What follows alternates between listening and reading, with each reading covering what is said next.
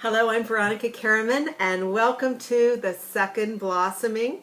This is an amazing community of spiritually intelligent women who are ready to blossom again in their lives and either claim or reclaim their power to create their most beautiful life. And I'm so delighted that you are here, that you are part of this course and part of this group. And one of my goals and my aims is to really provide resources, materials, and programming for women who've maybe never experienced the real opportunity to focus on personal growth.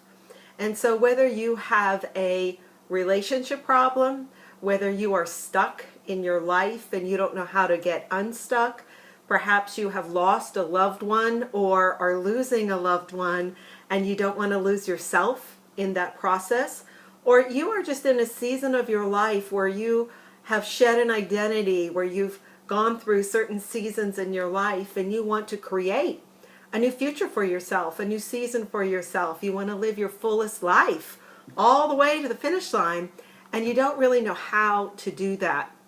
This program, this coaching, actually community, is for you. And the fact of the matter is that we do not grow in isolation. We grow in community. And we grow when we are with a group of other like-minded women who are also focused on spiritual growth and who are willing to actually feed one another's souls. We live in a culture today that is so incumbent upon telling us that we have to do it all on our own. And the fact is, we need to be connected to one another in order to grow, to move forward with our lives. And I know myself, when I feel in a very lost and alone place where I don't know, then it is very easy for me to shrink back and stay stuck. We can stay stuck for years. And so the whole purpose of the Second Blossoming is to help you get planted in an environment that is emotionally safe, that provides mentoring and coaching for you to open up, share what may be a weak part of your life or your soul, receive support from others, and to take inspired action, inspired and perfect action, to move forward with your life knowing that you are supported in that place. So we're going to begin today with just laying some foundations of personal growth and also authentic relationships. Because I often tell people that the conversation is the relationship. No conversation, no relationship. So as we move through this course together, we not only want to grow personally in how we talk to ourselves, our own conversation with ourselves, but in conversations with other people. Because we grow not only through a place of self-awareness, but we grow as other people speak into our lives and we let down the mask to let people see who we really are so that we can receive outside information, we can receive stimuli from one another to help us in our direction, in our course, in our energy, and really with creating a compelling vision for our lives. So as we embark upon this amazing journey together, we really want to think about some things that will help give us some of that direction about why you are here. And I think the biggest question that I could ask that is all encapsulating is, why do you wake up in the morning? What is your purpose in life? What drives you? What are you passionate about? What is your blessing in the earth? What is that message, that contribution that no matter what situation you're in, who you're with, you keep contributing that essence of who you are into your environment, into your atmosphere, into your relationships.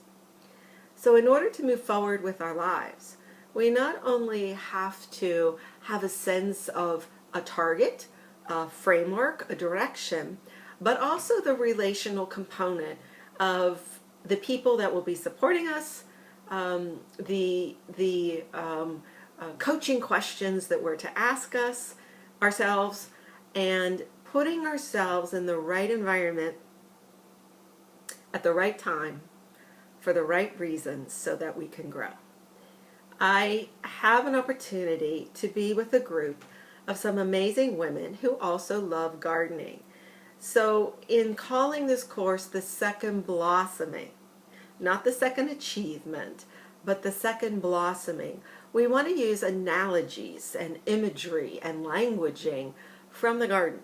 Now, I'm not a gardener. I have grown lots of inner gardens for people, but I have never really cultivated an outer garden, whether it's a flower garden or a vegetable garden. So I'm going to be learning along in this journey as well. But there are some certain ingredients that cause things to grow. One, you need a seed. Oh yeah, we need to plant something in the earth. We need an environment. We need soil. We need nutrients. We need the sun. We need some Miracle-Gro. We need some watering. Some what I call growth factors. And then we also need a season. We have to have a time-specific element. So the same factors that work in growing things in nature also work in growing things in our lives. So today we really want to talk about a couple of those first, actually two subjects. In fact, why don't I just go through the 6 different topics that we're going to cover as we go through this course, and then I'll focus on what we're going to talk about today. The first one is identifying your seed. Who are you? What is your identity? Growth is an inside-out process, and so we begin with who we are. If you are a rose, you are certainly not going to have the same purpose and the same season and the same planting than if you are a pumpkin. A different plant, a different purpose, a different contribution. And so we want to begin to identify who we are, both individually and corporately as a group. We want to begin to prepare our soil. That was called identifying your seed. This is called preparing your soil. Is what environment causes someone to grow. So we need a conducive group environment, and we also need a conducive heart environment, a conducive individual environment. Is our heart open to growing? Then we need to take the seed and plant it. And we want to step out of the old and into the new with actually putting that seed into the ground and designing what our garden plan is, to have a vision for what we want that plant to look like in the patch of terrain that we want to create and cultivate. And you have to water your garden. This is where I don't get very good, because I can buy some plants and some beautiful flowers at Lowe's and it looks good for 2 weeks and I'm very good at watering it, and then I leave for a weekend and I come back and my plants are dead. Anyways, we want to cultivate our garden in such a way, in such a consistent way, that we are continually nurturing and feeding ourselves. And we do that in life coaching through soul-feeding conversations. I call it a transformational conversation. So you're going to learn how to listen and ask powerful questions and make those deeper conversations, those deeper relationships where growth can happen at the heart spirit level instead of a superficial level, because growth does not happen that way. And part of that is learning how to have conversation with yourself, where you stop judging, start observing, and start just becoming aware of yourself. So you will learn those skills. So we're going to water our own garden, learn how to nurture ourselves. And then finally, the final topic, number 6, is to see your garden grow. We want to see a tangible evidence, a blossom, something produced through this process. So this is not primarily an intellectual course, although you are intellectual women.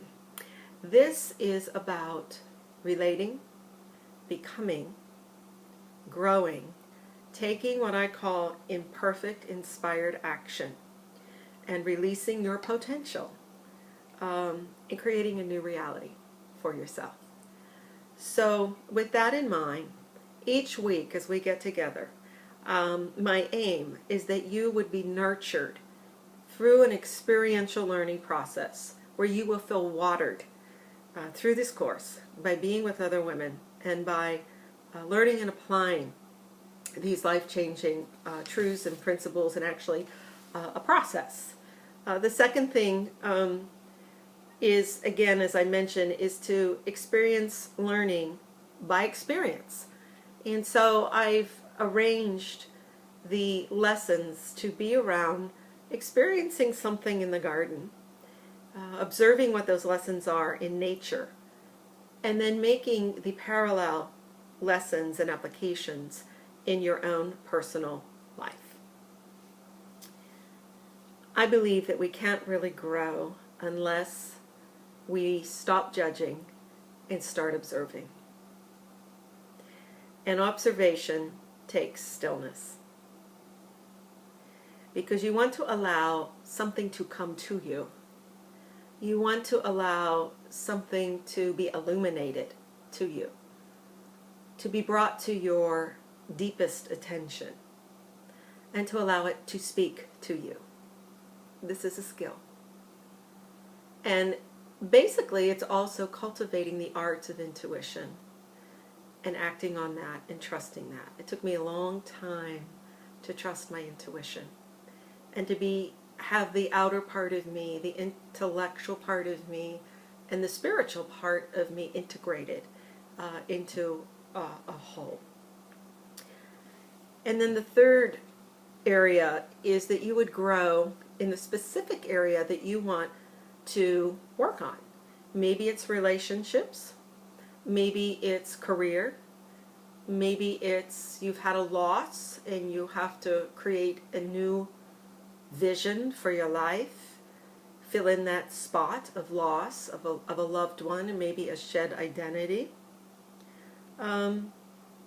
Maybe you just want to have a fuller life and know what you need to add to go from slow to fully engaged.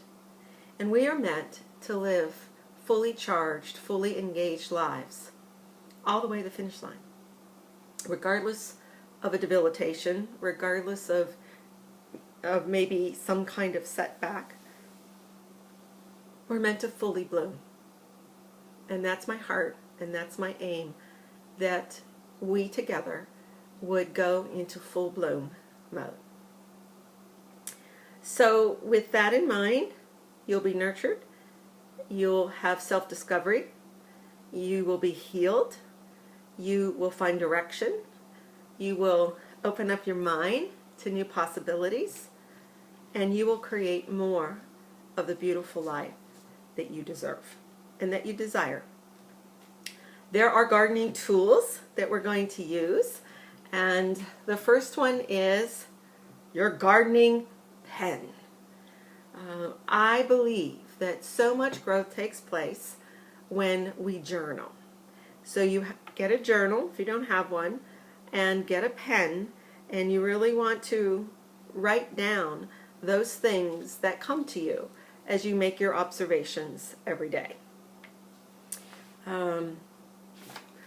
I want to simply go over some principles of self-growth with you, and then we're going to talk about who we're going to be and how we are going to move through this process together, and the parameters, the boundaries, the framework for creating our inner garden corporately.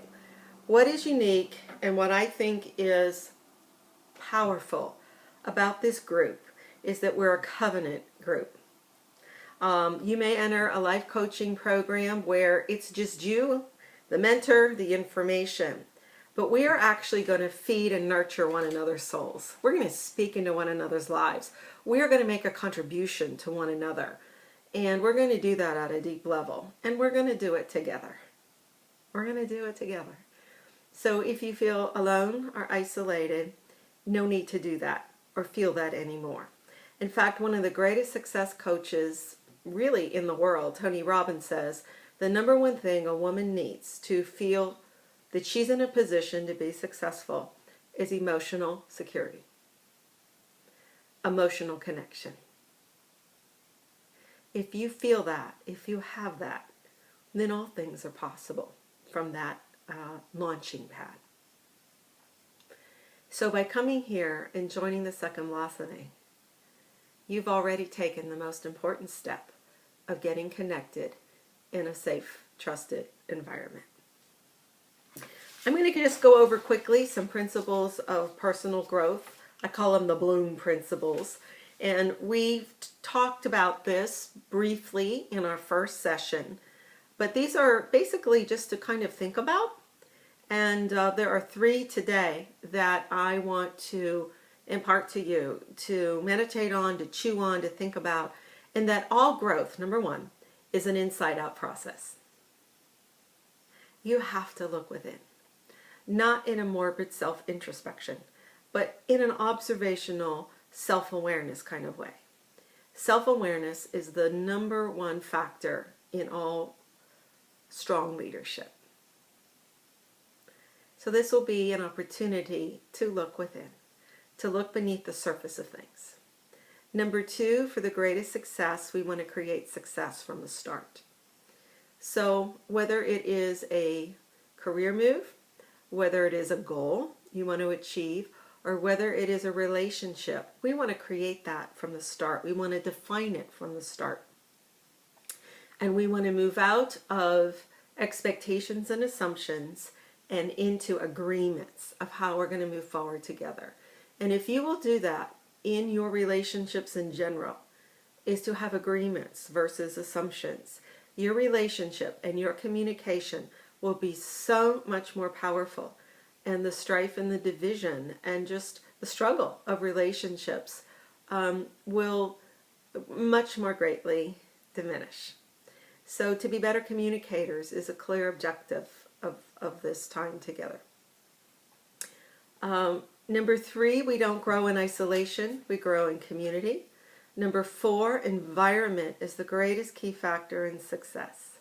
You have to be in a growth-focused environment to grow. A negative environment will kill your growth. 5, potential is only released through action. This is a no excuse community. We are here to do the work and to take the responsibility to do our stuff and put it into action, however imperfect it will be, to take action. And imperfect action is good enough. Number 6. Number 7, women who want to grow and are willing to invest in themselves are a rare breed.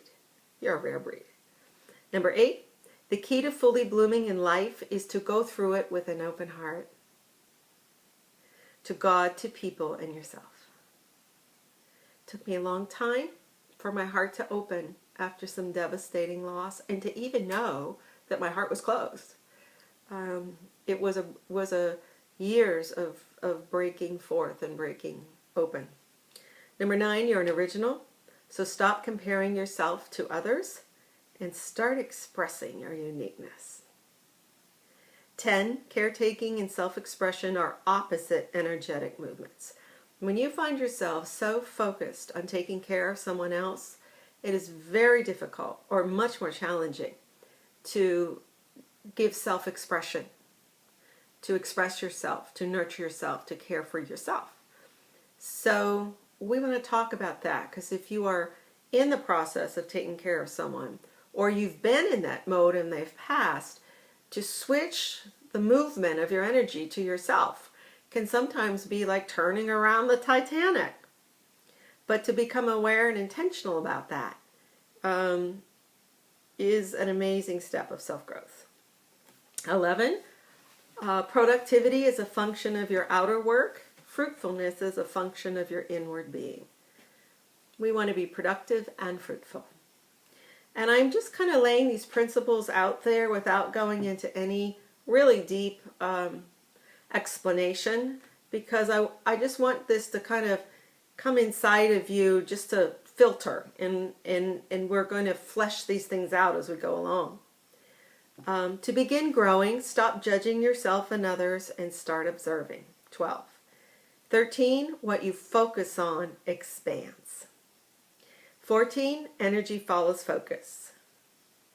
15, growth happens when we are courageous enough to bring our weak parts out of hiding and into the marvelous light of a trusted, emotionally safe community where we can receive the truth spoken in love and become strong, healed, accepted, vibrant blossoms in the garden of life.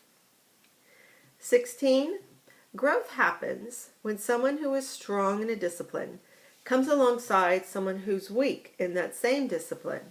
She offers her strength externally to the weaker one until that discipline is modeled enough and applied enough for it to be internalized in the one who's being helped. The weakness then becomes a strength. That's why we need one another. And we need the right combination of one another's co-laboring in developing a strength. 17, your goal is to move out of past-present mode and into present-future mode in your thinking and actions. It's time to clean out the closet and make space for something new. 18, the mind has to be directed. If it's not directed, it'll gravitate to the negative. A lot of times we stay stuck because we can't make a decision. And a decision is extremely important because it directs our mind. And our future is determined by the daily decisions that we make every day. So these are just some basic principles of personal growth. And as we came together today, we began to create what I call some covenants, to create some agreements that as a group we're going to go through together. And we define 9 standards or agreements that we are going to individually uphold. And those 9 covenant agreements are confidentiality. That means no gossip, not tolerated. 2, supportive listening. 3, speaking the truth in love. 4, honesty and openness. I call transparency. 5, non-judgmentalism, or being non-judgmental. 6, self-responsibility, which means taking control and responsibility for all your thoughts, actions, and behaviors. That's a biggie. 7, fun. We want to have fun. 8, bringing out the best in others. Really committed to seeing one another shine. And 9, to see ourselves as creators. You can create something brand new right in the middle of that mess. So for this week, we've also decided how we are going to move through this week from a place of identity. So we decided that we are women who are growing through powerful observations without judgment. We are women who are growing through powerful observations without judgment. So we want you to go through your week, and when stuff happens and you step on the poop of life, that you don't judge stuff. You just observe it and become great observers of what happens. We also want you to report on that on the Facebook community page or in your journal. So we're going to grow in observation. Let's see.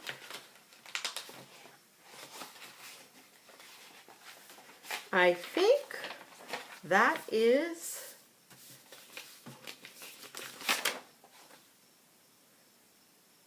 about it.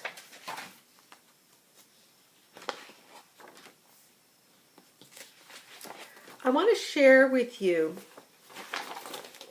some pictures. And as I share with you these pictures, I want you just to take a few minutes and 10 seconds and meditate on them. And just allow the observation of the picture to speak to you. Here's the first one.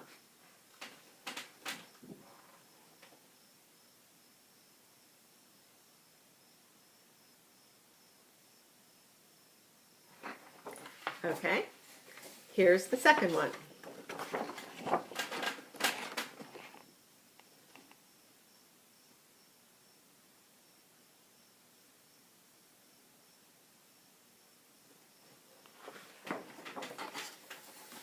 Here's the third one.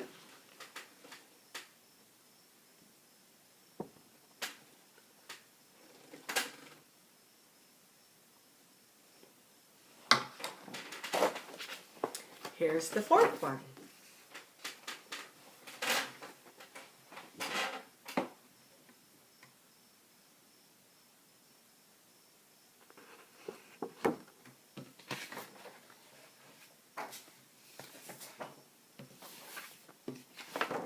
Here's the fifth one.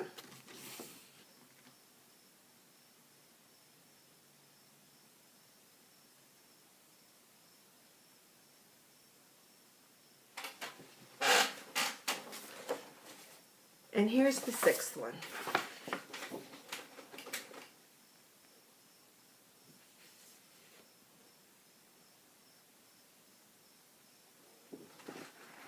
Now, don't know what came to your mind, but when I focus on a picture like this, what I basically see is death. I see decay. I see dryness. And we can focus on the downside or dry side of life. And of course, we have a little life there, but basically, we're looking at death.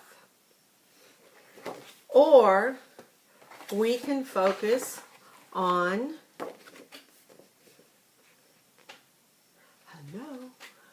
we can focus on life. A few days ago, I was over in the village of Pinehurst, and I went over to watch the U.S. Kids World Championship Parade with 2,000 kids from around the world, from 45 nations. And as I was over there, my attention was drawn to this amazing flower pot. And as I came closer, I saw this one flower. And as I came closer, I saw the pistil and the anther and the stamen. And this right here, these 1, 2, 3, 4, 5, these 5 little orange pods. And I went home and I looked up really about the inner workings of a flower. And I found the Latin definition of the different parts of the flower. And the stamen, the Latin means thread. The anther means medicine extracted from the flower, that which gives life. And the I hope I say this right, androecium, which is the grouping of the stamens. I think that's correct. The stamens in a flower are collectively called that. It's called the house or the chamber room. And I felt that in my extremely laser-focused observation, that there was a translation of that to this group. That as we focus on the inner workings of what causes something to bloom, that the weavings of our life, just much like the stamens weave our threads, our lives are gonna be woven together in this inner chamber room where we actually provide medicine to one another to create a new life. Because pollination is all about creating new life. And that's what we're going to do with one another. So what you focus on expands, and the whole paradigm shift is not to look at what you don't have, but to look at what you do have. Because that is the only way to move out of the past and into the future.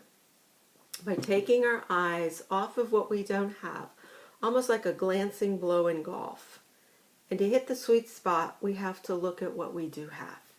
And we have a God who loves us. We have a future that's promising.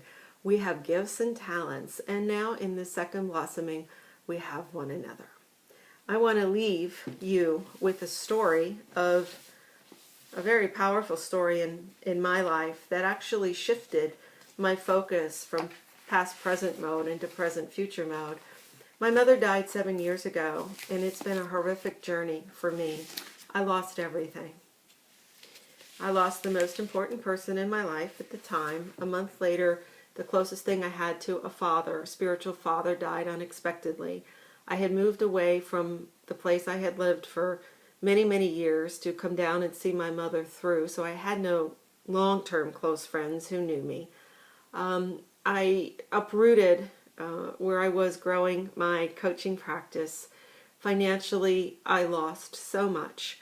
And basically, I lost my anchors. I lost my whole sense of reality. And a few years went by, and I went over to where my mom used to live. And my brother had called me and said, I want you to see something. And there was a graveyard in her backyard where she used to throw a lot of seeds and pits and compost. And we didn't know that, anything was back there. But several years after she passed, and I responded to my brother's call, he went into that graveyard and he showed me this. This is a peach tree that had grown right next to the tombstone in the graveyard. And apparently my mother left us a seed. She left us a seed that went into a deep, dark, dry ground, the most unlikely place for something to produce fruit. And on this tree were 3 of the ripest peaches that you could ever put a taste into, that you could bite into. And it was profound to me because out of death comes life. And this is one of the greatest examples of that dry, barren place that you may be experiencing and the new life and the fruitfulness that can come out of it if you place a seed in the ground. So through this course, we are going to grow together. We're going to see amazing things spring out of that dry place, that new place, that place where you now have space. And I want you to open up your mind and your heart to that new thing that the Master Gardener is doing in your life.